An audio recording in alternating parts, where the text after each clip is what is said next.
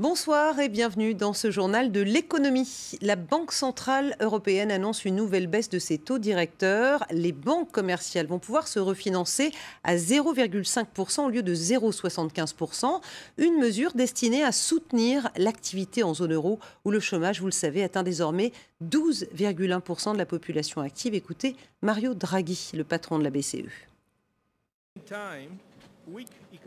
La longue période de faiblesse économique s'étend jusqu'au printemps de cette année. Face au contexte actuel, notre politique monétaire demeurera accommodante autant de temps que nécessaire. Alors comment cette baisse des taux directeurs peut contribuer concrètement à stimuler l'activité économique en zone euro? J'ai posé la question tout à l'heure à Gilles Moek, chef économiste à la Deutsche Bank à Londres. Elle peut faire plus, en gros, en court-circuitant, si vous voulez, les banques et en rétablissant les conditions de financement de l'économie directement. Alors comment on fait en pratique? C'est un peu compliqué, mais en pratique, on permet aux banques de transformer les prêts qu'elles octroient aux ménages ou aux entreprises en titres qui s'échangent sur un marché. Donc le risque de crédit que les banques prennent en prêtant à des entreprises qui ne vont pas très bien ou à des ménages dont la solvabilité est un peu compliquée, eh bien, ce risque est transféré à d'autres investisseurs. Et évidemment, la Banque centrale européenne, c'est le premier candidat, entre guillemets, pour prendre ce risque sur son propre bilan en rachetant ces créances dites titrisées auprès des banques. Ça demande de la part de la Banque centrale une espèce de saut qualitatif, puisque c'est un transfert de risque depuis les banques vers la Banque centrale. Et pour l'instant, on a une Banque centrale européenne qui est extrêmement prudente et qui, implicitement, demande, avant de pouvoir faire ce travail, avant de se lancer dans davantage de mesures non conventionnelles, demande un minimum de garantie, un minimum de participation de la part du gouvernement ou de la part d'institutions européennes comme la Banque européenne d'investissement, par exemple. Donc on a une BCE qui intellectuellement comprend et dit d'ailleurs qu'il faut faire davantage de mesures non conventionnelles, mais qui n'a pas les moyens politiques et juridiques de le faire dans les circonstances présentes. Gilles Moek qui répondait en fait à une autre question et qui nous expliquait comment cette baisse des taux pourrait ou non être répercutée par les banques commerciales vers les acteurs économiques que sont les ménages et bien sûr les entreprises.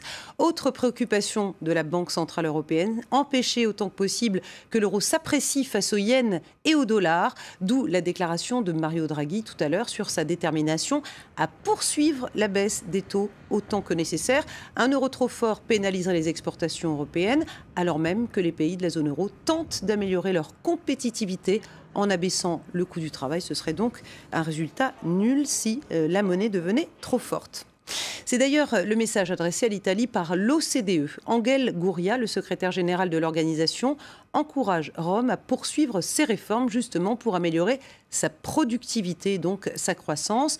Rome doit également continuer à assainir ses finances. Vous voyez les indicateurs s'afficher sur votre écran. Donc assainir ses finances pour éviter que les prêteurs n'augmentent encore leur prime de risque sur les emprunts obligataires. La dette italienne, par exemple, vous le voyez, représentera 130% du PIB cette année. Sur les marchés européens, la baisse des taux directeurs de la BCE a été manifestement anticipée par les opérateurs qui attendent donc de voir si notamment il y aura répercussion par les banques commerciales sur les entreprises et les ménages. Paris, regardez, termine quasi inchangé à plus 0,05%, Londres prend 0,15% et Francfort termine sur une hausse de 0,61%. En France, la grande affaire, ce sont les discussions avortées entre Yahoo et Dailymotion. Le géant américain voulait racheter 75% du site vidéo en ligne français. Trop pour Arnaud Montebourg. France Télécom, le propriétaire de Dailymotion, est furieux. Explication Axel May. L'ogre américain de l'Internet avait faim de Made in France. Yahoo ne mangera finalement pas Dailymotion. Alors que le groupe France Télécom Orange négociait depuis des mois la vente de 75% du site de vidéo en ligne, le ministre du redressement productif a été ferme face à l'offre de Yahoo. Ce sera du 50-50 ou rien.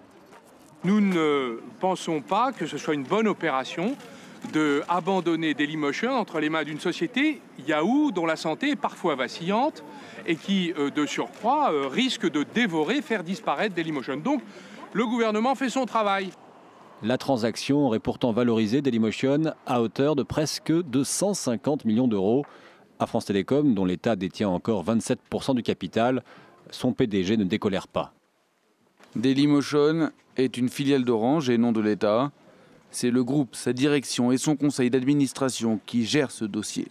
Alors comment expliquer le rôle joué par Arnaud Montebourg? Certains parlent d'interventionnisme, de colbertisme, d'autres, comme ce journaliste spécialisé, comprennent le choix de l'État. Il faut comprendre qu'aujourd'hui, la vidéo en ligne est au cœur des usages des internautes dans le monde, que ce soit fixe ou mobile, et Dailymotion est un des champions de la vidéo en ligne. Alors certes, c'est un nain par rapport à un YouTube américain, mais c'est un acteur important, et en Europe, des acteurs comme ça, il y en a très peu. En attendant, Orange cherche un nouveau partenaire pour aider Dailymotion à se développer face à la concurrence, ce qui passe par un accès au marché américain. Un succès pour l'industrie française. Areva, associé au japonais Mitsubishi Heavy Industries, est retenu pour construire une centrale nucléaire en Turquie. Le projet est estimé à 16,7 milliards d'euros. L'accord sera signé demain à Ankara par le Premier ministre turc et son homologue japonais. Ça ne va pas fort en revanche sur le marché automobile français. Nouvelle baisse des immatriculations, moins 5,2% en avril. C'est le 17e mois de baisse consécutif. Les constructeurs français sont en première ligne. Renault limite les dégâts à moins 2,8%. Peugeot perd 12,1%, mais c'est quand même un recul 2 fois moins important qu'en mars. En Allemagne, la Lufthansa est dans le rouge au premier trimestre. Perte nette 459 millions d'euros contre 394 l'an dernier à la même période.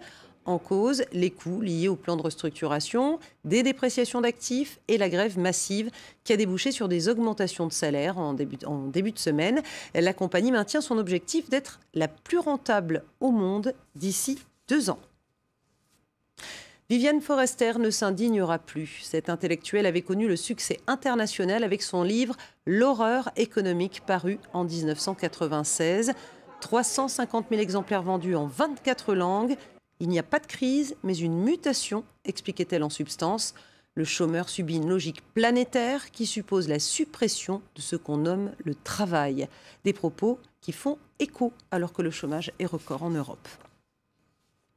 Enfin, Europe revient parmi les hommes. La malheureuse princesse de la mythologie grecque séduite par Zeus est le premier visage qui s'imprime sur un billet de la zone euro, en l'occurrence le billet de 5 euros. Ces nouvelles coupures ont été mises en circulation aujourd'hui et elles sont réputées moins falsifiables justement à cause du dessin. Mais pas de panique, les anciens billets restent valables. Leur date de retrait de la circulation sera annoncée bien en avance, promet la Banque centrale européenne. Et c'est la fin de ce journal de l'économie. Merci à vous de l'avoir suivi.